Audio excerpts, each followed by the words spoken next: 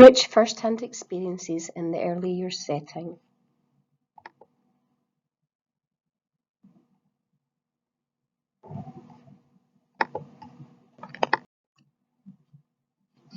My name is Pamela Lithgow and I have joined Edinburgh Council in 2022.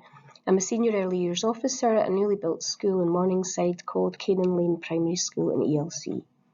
This setting has play pedagogy and the child's voice at the heart of everything that we do. I've worked with children for over 30 years and one thing that's never left my practice is first-hand experiences. I value these mainly because children can feel included, cared for, able, and it fosters discussion and natural interaction with the world around them. Froebel studies refreshed my knowledge and stimulated me to explore first-hand experiences in my setting. What is a first-hand experience? It's when a child experiences a feeling, a sensation, a symptom, an improvement or a success firsthand. Children build knowledge by doing this experimental learning. The experiences then stick out in the child's mind, helping them to retain information and remember facts. Like many of us, children learn best through action rather than instruction. That's why rich first-hand experiences are so vital to early development.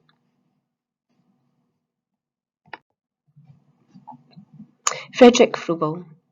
Froebel saw children as active, curious, creative learners. He considered that children learn best through self-activity, rich first-hand experiences, problem-solving, play and talk. They thrive when they're emotionally secure, joyful and have close relationships with others. He argued that all learning is rooted in young children's early activity. A seed of understanding, if nourished with rich experience, will grow over time. Helping children reflect and become more self-aware was a key feature of Froebel's approach. So what are the benefits of rich first-hand experiences for children?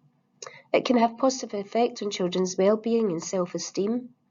Responsive planning responds to children's interests.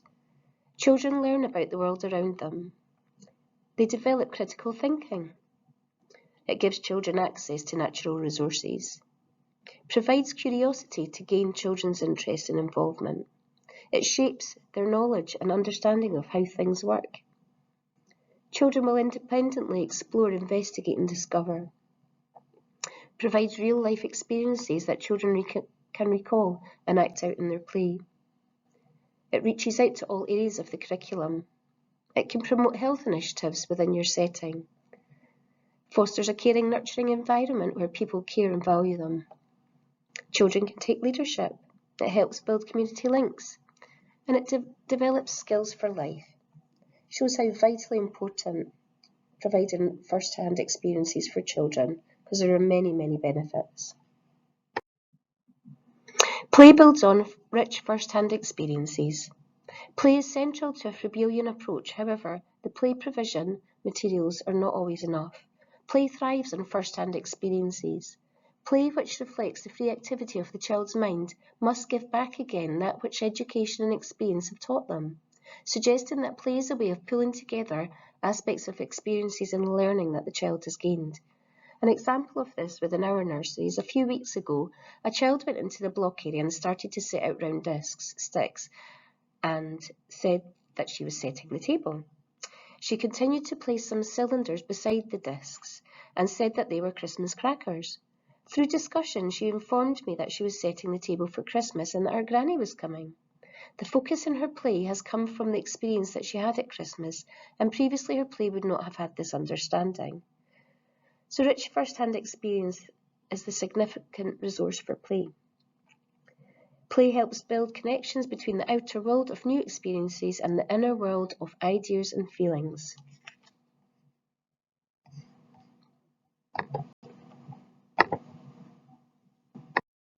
Joint up working with our ELC in Primary 1. Building our provision in the new school, we wanted to develop first-hand experiences where we can. We decided to join together with our Primary 1 learners to create an inclusive connection. A cluster of Primary 1 children come through to our snack environment daily and make snack together with our lovely ELC learners. Staff are enthusiastic and allow this first-hand experience to be child-led with the staff's guidance. The children have thrived, embracing snack time together with confidence and a can-do culture. This joint upworking has brought the children together, building relationships of respecting each other through collaborating together, involving sharing, comparing and helping. The children's voice underpins everything that they do, from creating a shared menu, ordering food, prepping food, as well as setting the table. Both P1 and ELC have a rolling snack self-service with a united family approach. Children become reflective in life. We can help them by allowing children to record their experiences and take photos to refer to. Add entries to their learning journals and look back at their learning. Create a floor book with learners taking a lead. Talk about past experiences that you've had with each other. Share experiences with their families to allow them to talk about their life in the ELC. Help children make books with photos and children's comments, their mark making and pictures. These can be displayed for children to reflect with. Set up play experiences that promote what they have been learning about. Allow them to reenact and share their understanding with each other. Examples of rich first-hand experiences that I've carried out in the past.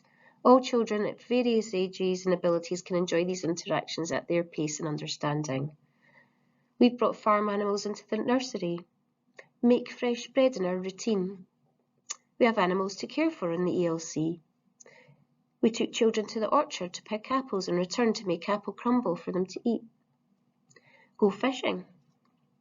Outings at the beach, fishmongers, butchers, planting and growing, fruit picking, splashing in puddles, forest schools, picnics. Children love watching live chicks hatching. Gardening, planting and growing, bathing a baby, visits from people who help us, washing cars, child-run bacon sale, making fruit juice. Many examples. I'm sure that you've got lots going on in your nursery too. Linking life at home with life at the ELC. A child with additional needs bakes with his mum regularly, making bread. When at our setting, he pretends to make bread in the house corner, asking those around him to smell the bread. We made bread at nursery and he thrived. Where normally communication is a struggle, he knew exactly what to do, and this activity he was able to lead the way. He was relaxed and his self-esteem was high. He spent the rest of his session pretending to make bread out of the mud kitchen and pretending to smell the bread and rubbing his tummy. Lastly, he enjoyed sharing the bread at snack time. It's lovely to watch that we get this right for this child and help him become more familiar within our setting, linking home activities with his life in the ELC. The adult's role. The adult's role is to create opportunities for the learners based on what they are interested in or learning about is key. The adult should develop links between different areas of provision and between indoors and outdoors. Building the environment to be attractive and inviting with space and resources. This will allow children to engage with others and have the tools to work together. Staff should set the atmosphere, ensuring that this is a happy and encouraging time. Encourage children's discussions that link to their learning and allow them to talk to each other. Helpers, grandparents and parents. Helpers are a great way of developing first-hand experiences and develop links with the community. Grandparents have the time and the life skills that could be shared with the children, from baking, reading stories, weaving, finger knitting, gardening, and many more. If you know people who are vets, doctors, police, firefighters, they could come in and speak to the children and allow them to investigate any related props that are provided for them. Children will never forget getting into the fire engine or using a firefighter's hose.